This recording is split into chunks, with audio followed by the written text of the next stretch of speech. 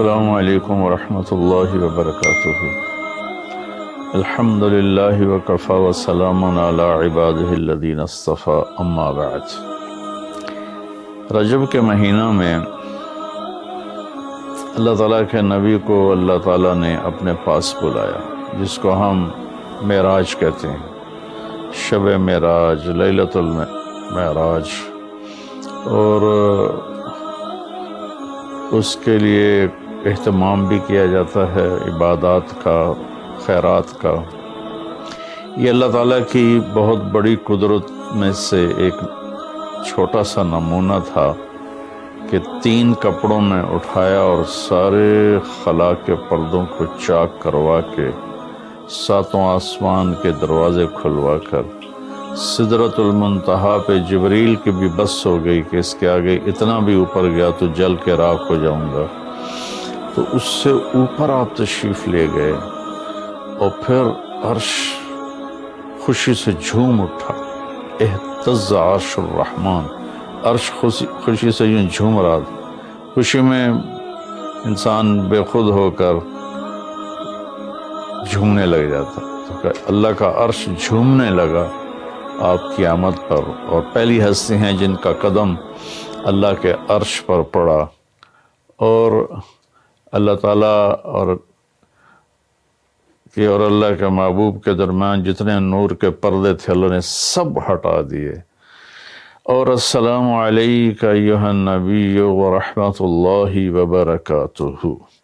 اللہ تعالیٰ نے ایسا خوبصورت سلام پیش کیا، تو اللہ کے نبی پہ قربان جاؤں، انہوں نے اپنی امت کو بھی شریک کر لیا، السلام علینا وعلی عباد اللہ الصالحین، اللہ ہمارے اوپر بھی سلام ہو آپ کا، اور جو میری امت کے نیک لوگ ہیں ان پر بھی آپ کا سلام ہو، آپ کی رحمت ہو۔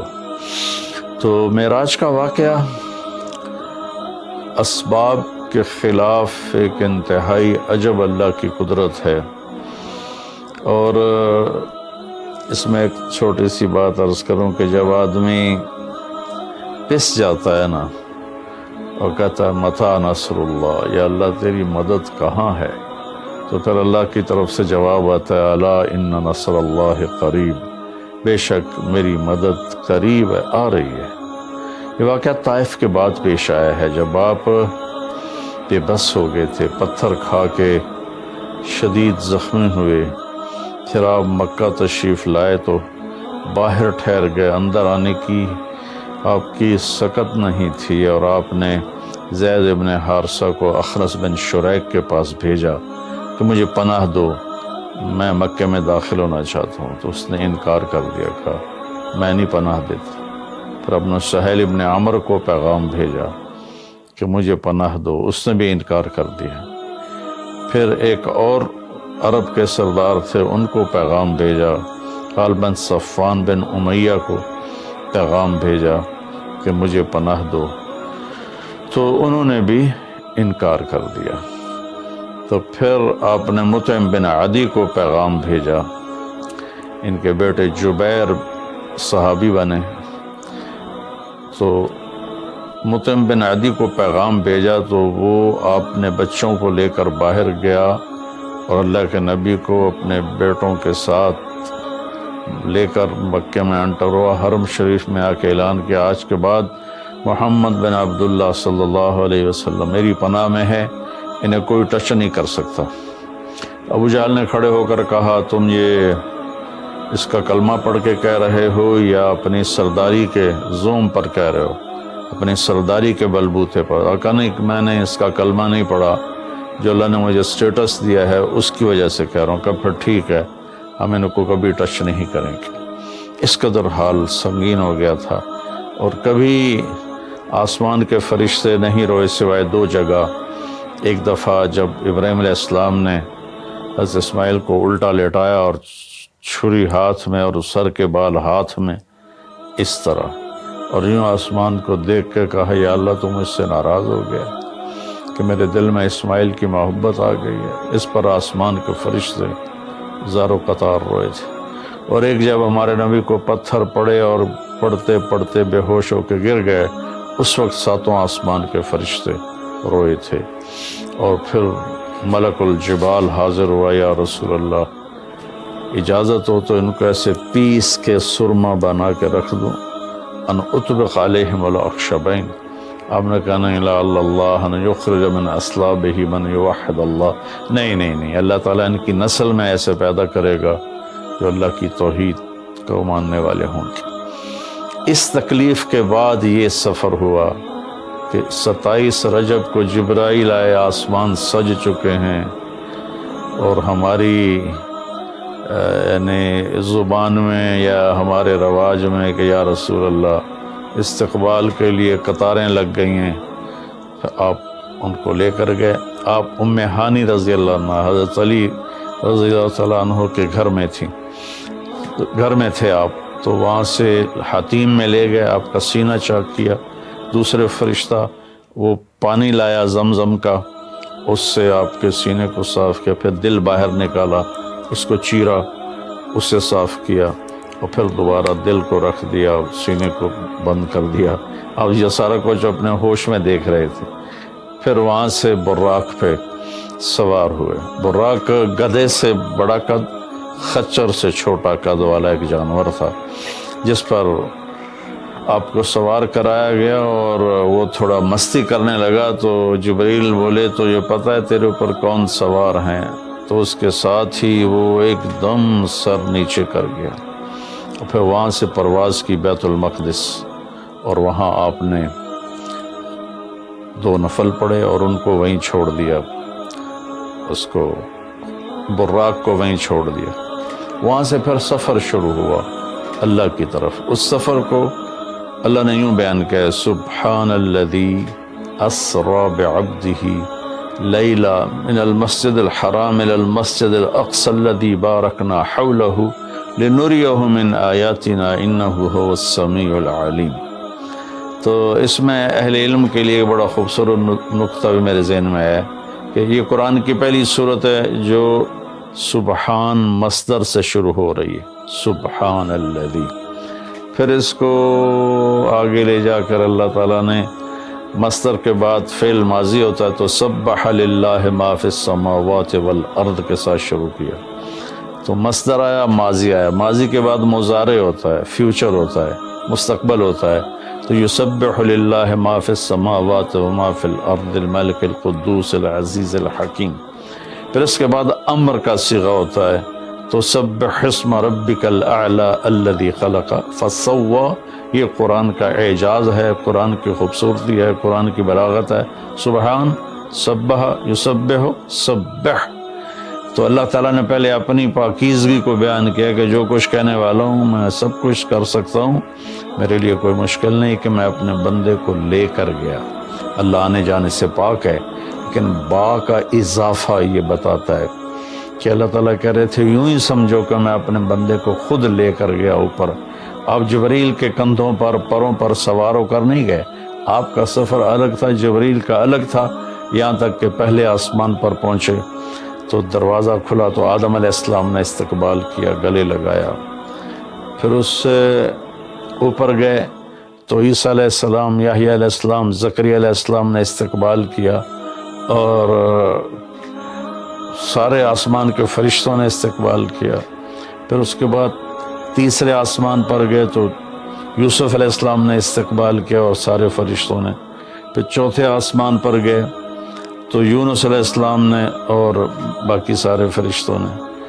تو پھر پانچویں آسمان پر گئے تو ہارون علیہ السلام اور آسمان کے فرشتے۔ پھر چھٹے آسمان پر گئے تو موسیٰ علیہ السلام اور موسیٰ علیہ السلام کے آسمان کے فرشتے۔ اس دن اللہ نے، میرا کہ میں نے پڑھا کہیں نہیں لیکن مجھے لگتا ہے کہ اس دن اللہ تعالیٰ نے سارے فرشتوں کی عبادت کی چھٹی کرا دی ہوگی اور فرمایا ہوگا بس میرے محبوب کا دیدار کرو، استقبال کرو، آج یہی تمہاری عبادت ہے، کیونکہ ہر فرشتہ بے قرار تھا کہ دیدار ہو جائے۔ اور اب ساتویں آسمان پر گئے، وہاں ایک بیت اللہ تھا، وہاں ایک بزرگ سفید داڑھی والے یوں کر کے بیٹھے ہوئے تھے، یوں کر کے، اور لمبے ان کے بال تھے، لمبی داڑھی تھی، وہ نہیں اٹھے، وہ بیٹھے رہے۔ جب آپ قریب آئے تو وہ کھڑے ہوئے اور کہا میرا بیٹا آ گیا۔ پہلے نبیوں نے کہا ہمارے بھائی آ گئے، ہمارے بھائی آ گئے، ہمارے نبی آ گئے۔ اس بزرگ نے کہا میرے بیٹے آ گئے، میرے بیٹے آ گئے۔ تو آپ نے جبریل سے پوچھا یہ کون بزرگ ہیں؟ تو انہوں نے فرمایا یہ آپ کے دادا ابراہیم علیہ السلام ہیں۔ اس میں اللہ نے ہمیں سبق دیا کہ بیٹا کتنے ہی عالی مقام پہ چلا جائے، اس کی ذمہ ہے اپنے ماں باپ کا ادب کرے، ان کے پاؤں چھوئے، ان کے سامنے سر جھکا کے چلے۔ یہ ہواؤں میں اڑ جائے، عرش کو چیر کے اللہ تک پہنچ جائے، پھر بھی باپ کے آگے، ماں کے آگے سر جھکانا ہے۔ اور یہ سبق عملاً اللہ نے امت کو سکھایا، پہنچایا کہ اللہ تو جانتے تھے کہ یہ امت اپنے والدین کی کتنی نافرمان ہوگی، اور کتنے ماں باپ ہوں گے جو چھپ چھپ کے روئیں گے، کتنی مائیں ہوں گی جو دوپٹے کے پلو میں اپنے آنسو چھپا لیں گی اپنی اولاد کی نافرمانی کی وجہ سے، بدتمیزی کی وجہ سے۔ میرے نبی سے پوچھا گیا یا رسول اللہ قیامت کب آئے گی؟ تو آپ نے فرمایا اللہ کو پتہ ہے، کیا کوئی نشانی فرما دیں؟ ارشاد فرما دیں کہ جب مائیں بیٹیوں کے ہاتھوں ذلیل ہوں گی تو قیامت آئے گی۔ یعنی بیٹے تو کرتے ہی رہتے ہیں، اگر بیٹیاں بھی ماں کو ذلیل کریں گی تو قیامت آ جائے گی۔ تو یہ اتنا بڑا مقدس رشتہ ہے۔ آپ نے فرمایا جس نے اپنے والدین کو دکھ دیا اس پہ اللہ کی لعنت، زمین آسمان کی لعنت، فرشتوں کی لعنت، نہ اس کی نماز قبول ہے، نہ روزہ، نہ صدقہ۔ اور دوسری طرف آپ نے فرمایا جو صبح صبح ماں باپ کی زیارت کر لے تو صبح سے شام تک جنت کے 2 دروازے اس کے لیے کھل جاتے ہیں۔ نہ حال پوچھا نہ خدمت کی، صرف آ کے زیارت کی محبت کی وجہ سے۔ شام کو آ کے ان کی زیارت کی تو صبح تک جنت کے 2 دروازے اس کے لیے کھلے رہیں گے۔ پھر ان میں کوئی ایک فوت ہو جاتا ہے اور یہ اس ایک کی بھی ایسے تعداد کرتا ہے، زیارت کرتا ہے، ایک دروازہ کھلا رہے گا۔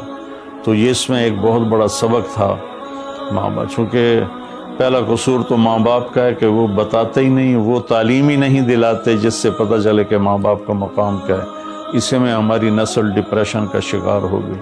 تو انہیں کیا پتہ باپ کون ہوتا ہے، ماں کون ہوتا ہے۔ تو آپ وہاں سے تشریف لے گئے تو سدرۃ المنتہا، جہاں بارڈر آ جاتا ہے ان مخلوقات کا، بارڈر پر جبریل نے کہا یا رسول اللہ بس آگے میرے پاس ویزا کوئی نہیں ہے، ایک بالشت بھی اوپر جائے، ایک گٹھ بھی اوپر جاؤں گا تو جل کے راکھ ہو جاؤں گا۔ اللہ نے ایک تخت اتارا، اس سے اپنے محبوب کو بٹھایا اور وہ گئے بلندیوں کو چیرتے ہوئے، اس نے عرش پر جا کر لینڈ کیا، آپ اترے اور میرے اللہ تعالیٰ نے کہا ثم دنا فتدلی فکان قاب قوسین او ادنا۔ اللہ تعالیٰ نے اپنے محبوب کو اپنے قریب کر لیا، اتنا قریب کیا کہ فاصلے مٹ گئے، فاصلے مٹ گئے۔ تو بھائیو پھر لمبا واقعہ ہے، اور لوگ آج کل اتنا لمبا سنتے بھی نہیں ہیں، تو میں صرف جانے کا بتا دیتا ہوں۔